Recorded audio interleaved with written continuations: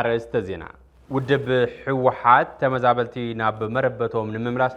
بعتوبي سرح خمزة لو قليسو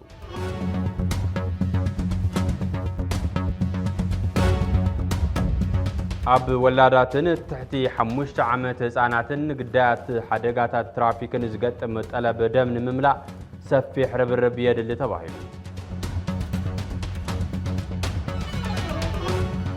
بجزاوينت وتيو زنبرة تعريف دو كبلن قدم يلو ناب زنبرة سرع تعريف تمارسو تكباراوي كخونن توسين الله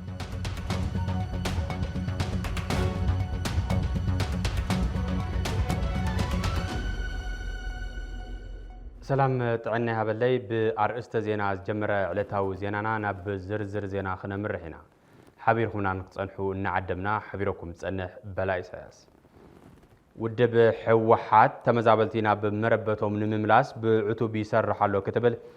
أبتي قبائي زكايدا كم في حوحات حلافي تبيت صحفة زخونة فتلور قبر اكزابير قليسا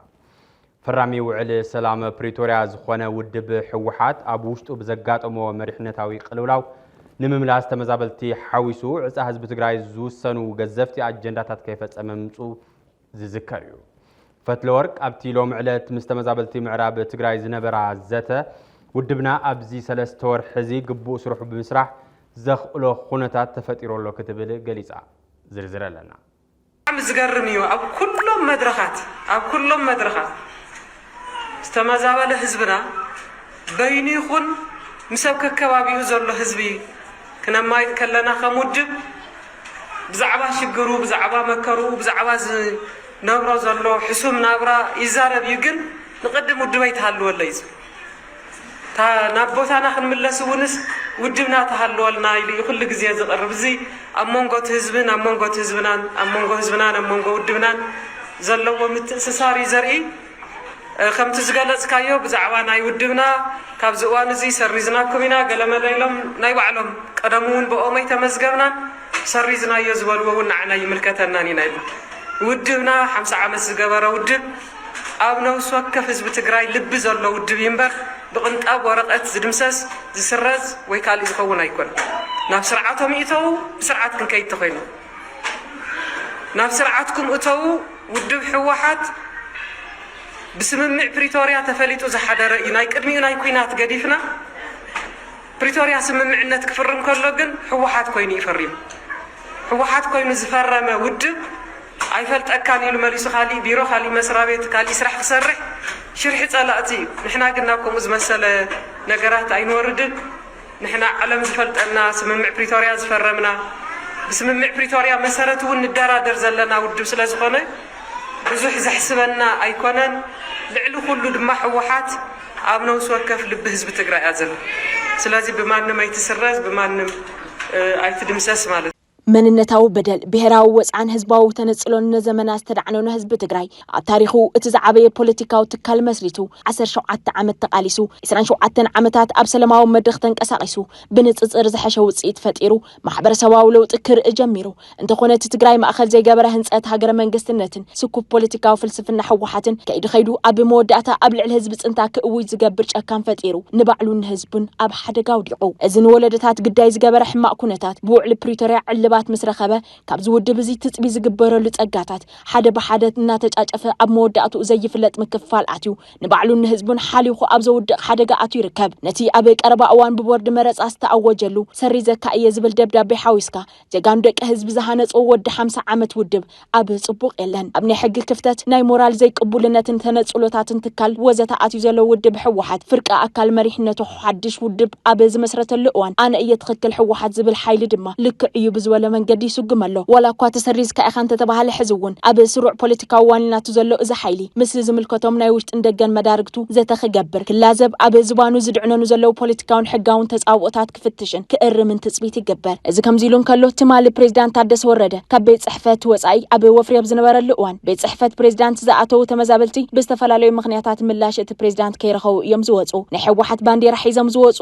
ውክልና ውድብ ዘለዎም እዮም ዝብል ስምዕታ ዝቀረበሉ እዚ ሰልፊ ሎሚ ድማ ናብ ቤት ጽሕፈት ሕወሓት ተጓዒዞም ምይጥ ምግባሮም ንምርዳእ ተኻኢሉሎ ኣብቲ ጉዳይ መብርህ ዝሃበት ኣባል ላዕለዋይ መሪሕነት ትውድብ ፈትለወርቅ ገብረዝጋብሔር ሕወሓት ተመዛበልቲ ናብ መረበቶም ብሰላማዊ መንገዲ ንክምለሱ ይሰርሕሎ ክትብል ገሊጻ ኣላ እዚ ትልሚ ንምዕዋት ሕወሓት ምስ ግዝያዊ ምምሕዳር ትግራይን ሓይልታት ጸጥታ ትግራይን ምርዳእ ከም ዝተበጽሐን ናብ ተግባር ንምስጋር ዘኽእል ስራሕቲ እውን ይስራሕ ከም ዘሎን ዝገለጸት ፈትለ እዚ ትልሚ ሙሉእ ብሙሉእ ተግባራዊ ንምግባር ምስ ተደራደርቲ ኣካላት እውን ንዘራረበለና ኢላ በመሰረት ውዕል ፕሪቶሪያ ተግባራዊ ክኸውን ምስ ኣሜሪካን ካልኦት መንግስታት እውን ንዘራረበለና ኣብ ዝብል አንደበት እታ ፖለቲከኛ ከም ኣብነት ምስ ኤምባሲ ኣሜሪካ ኣብ ኣዲስ ኣበባ ቅድሚ ዝተወሰነ ሰሙን ኣብ ከተማ ሽረ ዝተዛራረብዎን ዝበጽሕዎን ምርዳእ ተስፋ ዝህብ ምዃኑ ኣብሪሃ ድሕሪ ውዕል ሰላም ፕሪቶሪያ ዕጡቃት ሓይልታት ካብ ግዝኣት ትግራይ ከም ዘይወጹ ድሕሪ ምዝኽኻር ሕወሓት ብሰላማዊ መንገዲ ተመዛበልትን ተፈናቐልትን ናብ መረበቶም ክምለሱ ኣብ ኢድ ጸላእቲ ዝርከቡ ዘለውን ተጋሩን ግዝኣት ትግራይን ሓራ ክወጽእን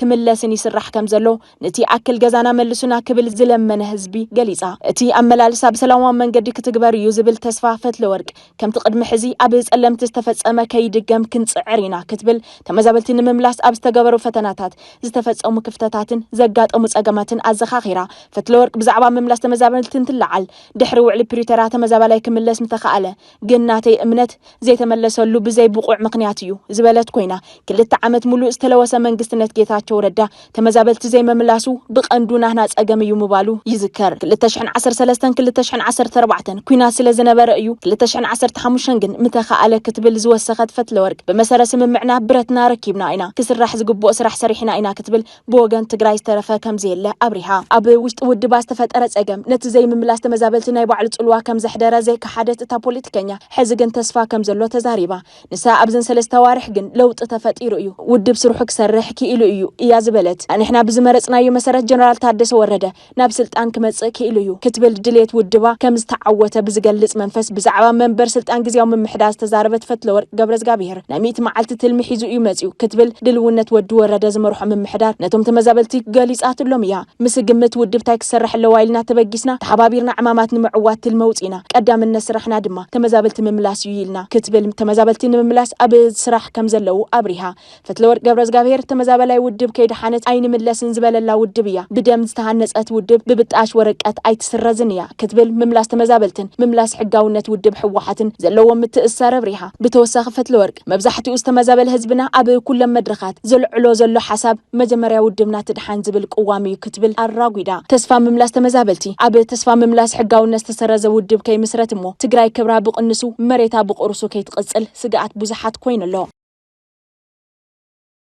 ኣብ ትግራይ ዝተወልዐ ኩናት ስዒቡ ዝተመዛበለ ወገን ሕዚ እውን ኣብ ቀጻሊ ሕማምን ሞትን ብምህላው ናብ መረበቶም ክምለሱ ድፍኢት ምግባር ከም ዘድሊ ተገሊጹ ሃፍትን ጥሪቱን ተወሪሱ ብወረርቲ ሓይልታት ብግፍዒ ካብ መረበቱ ተመዛቢሉን ተሰዲቱን ኣብ ከርፋሕ ናብራ ዝነብር ዘሎ ተመዛባላይ ስቃይ ኣክል ክብል ጥራዓኑ ይቕርብ ኣሎ ዛጊድ ግን ሰማዕ ይረኸበን እዚ ዝበለት ካል ሰረት ሲቪል ማሕበረሰብ እንትኸውን ሎሚ ዕለት ኣብ ዘውፅኦ መግለጺ ስቃይን መኸራን ተመዛበልቲ ፖለቲካዊ ትርፊ ንምርካብ ተባሂሉ ዕድመ ስቃዮም ይነውሕ ከም ዘሎ ብርዩ ብኩሎም ፖለቲካዊ ሓይልታት ከም ጅሆ ተታሒዞም መዓልታዊ ብሕማምን ብጥሜትን ይሳቀየለው ዝበለት መግለጺ ዛጊድ ብርክት ዝበለ ተመዛባላይ ግዳይ ሞትን ሕማምን ኮይኑ ከም ዘሎ ሓቢሩ ኣብ ልዕሊ ተመዛበልቲ ወገናት ዝካየድ ዘሎ ኢሰብኣዊ ዝኾነ ተግባር ፍጹም ክኾነን ይግባእ ዝበለት ትካል ኩሉ ሰብኣውነት ዝስምዖ ዜጋ ኣብ ትግራይ ዝንቀሳቐሳ ኩለን ሲቪል ማሕበራት ነዚ ጅሆ ተታሒዝ ዘሎ ህዝብና ድምፂ ክኾንኦ ይግባእ እዩ ኩሎም ኣካላት ፈረምቲ ስምምዕነት ውዕል ፕሪቶሪያ ብፍላይ ግዝያዊ ምምሕዳር ትግራይ መንግስቲ ፌደራልን ካልኦት ኣብ ፕሪቶሪያ ዘዋዕሉ ኣካላትን ቅድሚ ምእታዊ ክረምቲ ተመዛበልቲ ናብ መረበቶም ንኽምለሱ ትካል ሰረት ሲቪል ማሕበረሰብ ፀዊዑ ኣሎ ጉዳይ ተመዛበልቲ ካብ ዝርስዕ ነዊሕ ገይሩ ዝበለት መግለጺ እዚ ብሄራዊ ጸገም ትሕጃ ፖለቲከኛታት እናኾነ ብምምፁ ነቲ ጸገም ክጋደድ ገይርዎ ኢሉ ኣብ ግዜ ጌታቸው ረዳ ኣብ ጽባሕ ምፍራም ውዕል ፕሪቶሪያ ክምለስ ዝግብኦ ዝነበረ ጉዳይ ተመዛበልቲ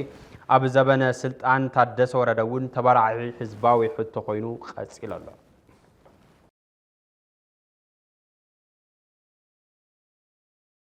ኣብ ወላዳትን ትሕቲ 5 ዓመት ህፃናትን ግዳያት ሓደጋታት ትራፊክን ዝገጥም ጠለብ ደም ንምምላእ ሰፊሕ ርብርብ የድሊ ተባሂሉ እዚ ተባህለ ኣብ ቢሮ ጥዕና ትግራይ ተተካኢ ከይዲ ስራሕ ምሕካምን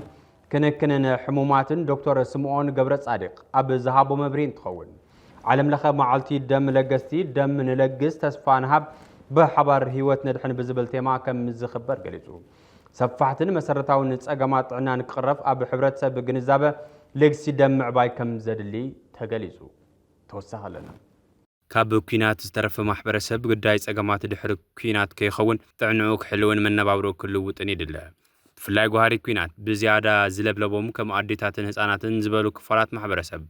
فولي تخرت مهابيد اليوم أبزيوم مزقتم زلو تسقم تعنان زاسعبو حادقان نمنكاين نمكو صار عندما بيروت عنا بفولي تقهاتي سر حلو خيبل قداي تعنان تلعل بقدام النزمة سنة بقداي دم مخانو زقلس إيو لقس دم بهلو أبزي قبرا محبرسب سأنت أبتادم هيوت سباتي حلف سقات متفتراون سب سرحان حادقاتات زسالبو ومت أنا دم أبانك دم بزي مسؤنح مخنيات أبيات حكمنا أنت سقماير لقس هذا موانين خلو خفال محبرسب كخون علمو مجلس إزهابة أبيروت عنا تقراي تتكاي كيد سراح محكامن كنكن حمومات دكتور سمون قبر صاريغ عدلاينه توفريه بره اذنا لهم عمد معالتي علم لها معالت لقست دمن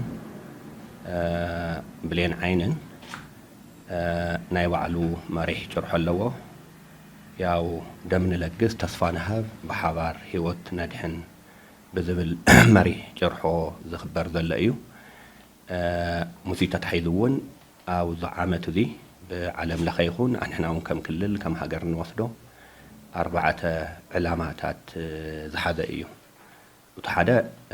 كم دفلت كل جزء لقس دم أو ولنتاوي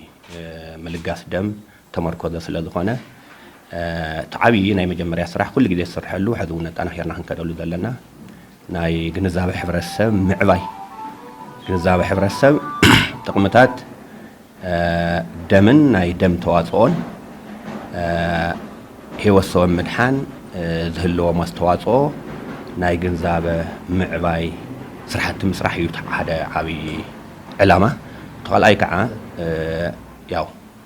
بقوا منت بسرع دم زلقسو علو بقبابيو نذيومن حدشتي دم لقستون نخمصو متبع سرحت مسرح يتقال اي علامه تقول بسالساي بحفشا وتجنزا معباي كم ضل خوينو وانا تخرو تقون ضل وجن افت جنزا معباي تحبرسه بتو زقبر لقس دمن ناي دم تواطون كنديناي ابد عنا حبرسه عبي استواطو خم ضلو نخفلت مقبارون سالساي علامه يدخون اذا علامات ذي نمعمام دما بزبلصه ناي ملع على سرحتي يليون ناي ملع على سرحتي كله كاب مجمريا كاب دم لقاس ناي ملع على سرحات جميرو مكا بدحريون وحس قونه دم نحبرسنا مقراب ناي مرمراتات كيدلو موداتا نوتو دم زدلي تقلقالي ما هافت ناي موداتا خوينو ودي سرحات كله مسرحها ترابعي علامه استفالالي زملكتهم اكلات منقستاون دي منقستاون مداركت اكلات او زي كنطفو دخلو هافت جنتون متخاف سرحت ترابعي علامه حيزيو زو ناي زعمت ذي علم لها معالتي لقست دمن بلين عين نخبر زلنا مالتي أبدك أنا استيو بفلا عبوان حرسين زقت مدميتي دم يدلي تحتي 5 عامت نزخون هساون تون حسر الدم واحد انتقات موم دم يدلي زبالة دكتور سمون دم تزبزح القاس دم زتكما أب مولاد عدمة خلل زلوا دك أنا استيو مستنسن حرسن تتحيزو كبس حزخ المدميتي كم دفلت كم عدي كم كللون حادة قتالاي زخون تمدميتي مس حرسن تنسن تتحيزو تلذخونه تنوانا تتقمتي ياو مس حرسن تنسن تتحيزو زمز مدميتي نمكل خال ذو هاب لكس دميو ذيك عبي فايدة زلويو توساق دما بدح جديه حصانات بفلاي تحت 5 عامس زلوون عبي طلب ناي دم اللوم وذي مس من تاي استحاذي دم وحدي او دعد ما خللو ذي ذركبو استفال عليه كم نحنا كم هاجر كم كلون توسيدنا ناي حمام عاسون كالوت مس مقب حصرة تتحيذو زمز وحد دمي وتقالاي سلازخونه حصاناتون عبي طلب ذه اللوم اب دمن تواصونيم مالتي عبلك سيدم زلو حسرت جنزاب نكعبي قد ميديان خلو خفال حبرت سبن عزوز كم زخونه دكتور سمون اب زهابو مجلسي تقيسو توانا ناي ملع سرحاتي ناي جنزاب حبرت سم معباي نباراس زخونو ለገስት ደም بقصالነት كل ግዜ ስሩዕ ብዝኾነ ንኽልግሱን ብዝበለጸ ድማ ሓደሽ ለገስት እውን ንኽመጹ ዝተፈላለዩ ስራሕቲ ክንሰርሕ ኣለና አውዚ ኩሉ ሓላፍነት ክህልዎ እዩ ማለት እዩ ቅድሚ ሕዚ እውን እናሰርሐላና ነበርና ኢና ኣብ ዝተፈላለዩ መድረኻት ተጠቂምና ናይ ምልዓል ስራሕቲ ምስራሕ ዝተፈላለዩ ክለባት ምጥያሽ ብተወሳኺ ድማ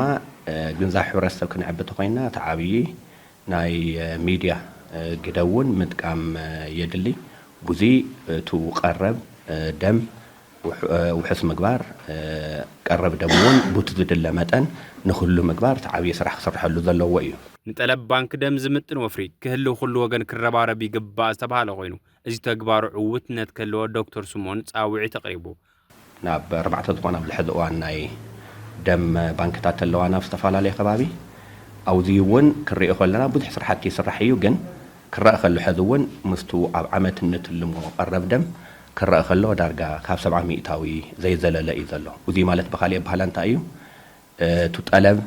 قرب دمن وتو قرب كرئ خلنا تطلبن تقربن أي ما تعتن نزلو مالتي سلازخونا وذي عبي سرح مسرح يلينا بگزیاویነት ወፂኡ ዝነበረ ታሪፍ ደው ክብልን ቅድሚሉና በዝነበረ ስሩዕ ታሪፍ ተመሊሱ ተግባራዊ ክግበር ከም ዝተወሰነ ቤት ጽሕፈት መጓዓዝያ ከተማ መቀለ ገሊጹ እቲ ብምኽንያት አጋጢሙ ዝነበረ ሕጽረት ነዳዲ ንናይ ከተማ ሚኒባስ ታክሲ ዝፈቀድ ዝነበረ ነዳዲ ካብ 8 ጉንቦት 2017 ዓመተ ምህረት ጀሚሩ ጠጠሙ ባሉ ዝወለዶ ተወሲኹ ዝነበረ ግዝያዊ ታሪፍ ካብ 4 ሰነ 2017 ዓመተ ምህረት ጀሚሩ ነተን ተኸልኺለን ዝነበራ ሚኒባስ ታክሲ ኣብ ሰሙን 60 ሊትሮ ነዳዲ ተፈቂዱ ተግባራዊ ስለ ዝኾነ በግዚያዊነት ወፂኡ ዝነበረ ታሪፍ ደው ክብልን ቅድም ኢሉ ናብ ዝነበረ ስሩዕ ታሪፍ ተመሊሱ ተግባራዊ ክግበር ከም ዝተወሰነ ኣብ ምምሕዳር ከተማ መቀለ ቤት ጽሕፈት መጓዓዝያ ከይዲ ስራሕ ድሕንነትን መንገድን ምምሕዳርን መጓዓዝያን ተሽከርከርትን ሓቢሩ ብምኽንያት ኩናት ዓመፅን ስደትን ልዕሊ 122 ሚልዮን ሰባት ካብ ቤት መረበቶም ከም ዝተመዛበሉ ትካል ስደተኛታት ሕቡራት ሃገራት UNHCR ገሊጹ እዚ ኣሃዝ ከም ዘመላኽቶን መበል 12 ተኸታታሊ ዓመት ዓለም ለኻዊ ምምዝባል ደቂ ሰባት እናወስኸ ዝኸይድ ዘሎ ምዃኑ እዩ ዝበለ UNHCR ሕዝቡ እናሰፍሐ ዝኸይድ ዘሎ ሰብኣዊ ቅልውላው ነቲ ቁፅሪ ከጋዶ ከም ዝኸኣለ ይዝረብ እቲ ቅድሚ ሓደ ዓመት ዝነበረ 120 ሚልዮን መጠነ ተፈናቐላይ ሕዚ 2 ሚልዮን ወሰኺ ዝተረኣየሉ ኮይኑ ኣብ ሱዳን ማይነማር ዩክሬንን ዝጸንሐን እናሓየለን ዝኸይድ ዘሎን ጎነፅ ሚስጥር ምዕባይ እዚ ኣሃዝ እዩ ተባሂሉ ማሕበረሰብ ዓለም ነዞም ውግኣት ከብቅዕ ብዘይ ምኽኣሉ ናይ ዞም ወገናት ስቃይ የጋድሎ ከም ዘሎ UNHCR ኣብ ጸብጻቡ ግልጽ ገይሩ ስደተኛታት ዝዕቅባ ሃገራት ዘይተመጣጠነ ጾር ሒዘን ክቕጽላ እንከለዋ ካብ ዝሃፍተማ ሃገራት ዝመጽእ ፋይናንሳዊ ደገፍ ግን ደው ኢሉ ኣሎ ክብል ላዕለዋይ ኮሚሽነር ስደተኛታት ሕቡራት ሃገራት ፊሊፖ ግራንዲ ዝሓበረ ኮይኑ እዚ ንህይወት ደቂ ሰባት ብመሪር ይሃስዮ ከም ዘሎ ገሊጹ ሓደ ንእሽተይ ምልክት ተስፋ ኢሉ ዘቕመጦ ፊሊፖ ኣብ ሶርያ ብወለንታ ዝምለሱ ሰባት ብመጠኑ ብምውሳኽ ምርኣዩ ከም ጸጋ ዝውሰድ እኳ እንተኾነ ምስቲ ክሳብ ሕዚ ኣብ ስደት ዝነብር ዘሎ ሰፊሕ ቁፅሪ ዝተመዛበለ በዝሒ ሰብ ክነጻጸር እንከሎ ግን ኣብዚ እቶ ዝበሃል ዘይምዃኑ ሓቢሩ ኣሎ ተስፋ ምምላስ ተመዛበልቲ ነቲ ጸገም ከም ዘቃልሎ እውን ተዛሪቡ 142 ተጓዓዝቲ ዘሳፈረት ኣውሮፕላን ኣብ ሃገረ ህንዲ ከም ዝወደቐት ሓቢሩ ታነፋሪት ካብ ህንዲ ናብ ለንደን ኣብ ትበረሉ ዝነበረት እዋን ኣብ ምዕረፊ ኣየር ኣሕመድ ኣባድ ምብጋስ ምስ ጀመረት ከም ዝወደቐት BBC ጸብጺቡ ኣሎ እታ ኣውሮፕላን 12 ሰራሕተኛታት ሓዊሱ 232 መንገደኛታት ጽዒና ከም ዝነበረትን ኣብ 190 ሜትሮ ጫማ ብራ ከም ምስ በጽሐት ርክባ ከም ዘቋረጸትን ሕዚ ዝወጹ ዘለዉ ሓበሬታት የመላኽቱ ኣብታ ኣውሮፕላን ካብ ዝነበሩ 242 ሰባት እቶም 11 ህፃናት እንትኾኑ 169 ዜጋታት ህንዲ 43 ዜጋታት ድማ እንግሊዝ 7 ዜጋታት ፖርቱጋልን ሓደ ካናዳውን ምዃኖም ተፈሊጡ ኣሎ መበገሲቲ ሓደጋ ክሳብ ሕዚ ከም ዘይተገለጸን እታ ኣውሮፕላን ኣብ መንበሪ መንደራት ከም ዝወደቐትን ዝተሓበረ እንትኾን ኣብ ምውዳቕ እዛ ነፋሪት ተወሰኽቲ ምርመራታት ይካየዱ ምህላዎም ንምፍላጥ ተኻይዱ በመወዳታ TBS TV ስሩዕ ፈነወ ካብ ዝጀመረሉ ግዜ ጀሚሩ ክሳብ ሕዚ በቦርሑ ፍሉይ ትኹረት እናፈለ ቀንዲ ዋኒን ዜናን መረባትን ክኸውን እናገበረ ምምፁ ዘዝከር እዩ ኣብ ዝወርሒ እዚ ወርሒ ሰነ ድማ ቀንዲ ትኩረት ትካልና እቲ ኣብ ሕሉፍ ጽንታ ትግራይ መስዋዕቲ ከፊሉ ትግራይ አንጻላዊ ሰላም ክትረክብ ዝገበረ ጀግና ተጋዳላይ ምዝካር ይኸውን ትግራይ ዝተማለአ ሰላም ዘላቂ ቁጠባዊ ዕብየትን ዘተኣማምን ዲሞክራሲን ክልዋ ንኽብራ ዝወደቁ ክትዝክር ንህልዋ ደቃ ድማ ተስፋ ዘለዎ ብሄር ክትኸውን ይግባእ ንብል በዚህ መሰረት ኣብ ዜናን መደባትን ትካልና ተዘካራ ጅግና ናይ መኸታ ሓይልና ብፉሉይ ኣብ ምርኣይ ንርከብ እዚ ፍሉይ ናይ ትኩረት ዛዕባ ብዝስዕበት ሕዝቶ ክነልዕሎ ኢና ተገዲድና ዝኣተና ይኹናት ክኽፈል ዝግብኦ መስዋዕቲ ከፊልና ኢና ዘጣዕሰብልና ዘናስሕብልና ዝብል እምነት ኣለና ኣብ ዝኾነ እዋን እውን ክነልዕሎ ዘለና ይመስለኒ ዝተረፈ ዕዮ ገዛ እንተሃሊና እውን ክንፍፅሞ ዘለና ንሕና ጥራሕ ስዋዓትና ክገብርዎ ዝኽእሉ ኩሉ ነገር ገይሮም እዮም ድሕሪ ሕዝናኦም ነሸክሞም ዕዳ የለን ዕዳ ክህልወና ተኮይኑ ዘለና ኣካላት ጥራሕ እዩ እንታይ ዕዳ ኣለዎም ንሳቶም ዝገብርዎ ዝኣመንሉ ክኸውን ዝግብኦ ዝነበረ መስዋዕቲ ከፊሎም ኣለዉ ሳላ ከምኡ ዝገብሩ ድማ ከም ህዝቢ ክንቅፅል ከም ዓዲ ክንቅፅል ዕድል ይሆን ኣለዉ እዚ ዘጣዕሰብሉ ነውሬውሉ ዝኾነ መንገዲ ማለት ናኮራዕናሉ ናተደሰትናሉ ነበር ጉዳይ ክኸውን ዘለዎ ናተሓበናሉ ክንነብር ዘለና ጉዳይ ይመስለኒ ከም ህዝቢ ስለዚ ስዋዓትና ብዝኾነ መንገዲ ኣልዒልና መስዋዕቶም ናብ ሕቶ ምልክት ነእትወሉ ምክንያት ክህሉ ዘለዎ ይመስለኒ ማለት እዩ ዝተፈጠረ ይፈጠር ወላ ቆላሒልና ተዘይንድግፈኩም ወላ ተዘይንሪአኩም ወላ ትሕዘለ ኩነታት ድላ ይኹን ደቅኹም ዝኸፈልዎ መስዋዕቲ ብጣዕሚ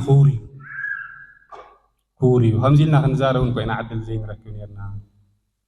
ዝተኸፈለ መስዋዕቲ ክቡር እዩ ዘብሎ ምክንያት ንሱ እዩ ከም ዓዲ ኮይና ክንቅፅል ዕድል ረኺብና ከም ህዝቢ ኣብ ዓለም ክንቅፅል ዕድል ረኺብና ገና ኣብዛ ዓዲ ክህልወና ዘሎ ማሕበረ ኢኮኖሚያውን ፖለቲካውን ቦታ ክንምልስ ድማ ቀፃሊ ቃልሲ የድልየና ካሊእ ጉዳይ ግን ናይ ደቅና ቃልሲ ክቡር እዩ ኣብዚ ብዝፍጠር ናይ ሰናይ ምሕዳር ሽግር ንሕና ብነጥፍኦ ጥፍኣት ናይ ስዋዓትና ጉዳይ ናብ ሕቶ ምልክት መስዋዕቶም ናብ ሕቶ ምልክት ክነእቱ ኣይግባእን ማለት እዩ ወላ ተዘይንሪአኩም እየ ዝብል ዘለኹ ወላ ቆላሒልና ተዘይንጥይቐኩም ወላ ኣብ ታሕቲ ዘለኹም ድላ ይሕመቕ ይሃሉ ናይ ስዋዓትና ጉዳይ ናይ ስዋዓትና መስዋዕቲ ኩሉ ግዜ ብክብሪ ክዝከር ዘለዎ ብክብሪ ኢና ክንወስዶ ዘለና ማለት እዩ ምንጭ ሓበና እዩ ክኸውን ዘለዎ እምበር ናይ ሓዘንና ምንጭ ክኸውን ዘለዎ ይመስለኒ